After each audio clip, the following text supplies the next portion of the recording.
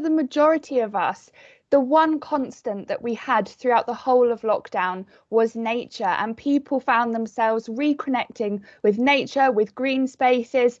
And for me, it was the same. On our daily walks, we were heading out, enjoying nature, but also doing what we would usually be doing, and litter picking. So as time went on, it gave us a great opportunity to monitor the levels of litter in correspondence with the absence of people, but also the addition of a new emerging pollutant, and that was the PPE.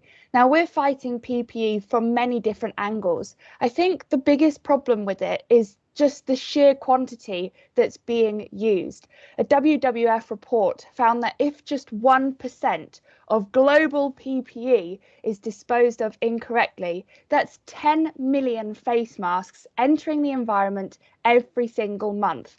And we're seeing the impact of that on our coastlines, on our city streets down here in Cornwall. And I have some of it with me to show you. I'll need to put a glove on first because, as we know, contamination is important to avoid.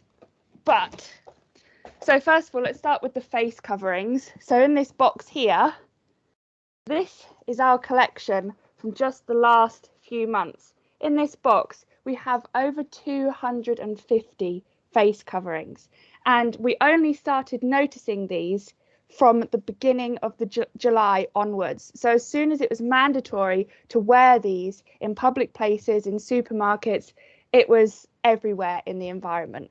Gloves, on the other hand, is a different story because we've been finding them before COVID-19. The masks we'd never found before on our litter picks and beach cleans. But again, we're seeing such a vast quantity of the gloves. So far, since the beginning of lockdown, we've found nearly 1,000 gloves on our beach cleans, on our litter picks. And again, I've got some here to show you. And I'm sure this kind of scene is very familiar to many of us now. These blue disposable gloves plighting our local environment, blowing around in the wind. We're finding them everywhere. It's a real problem.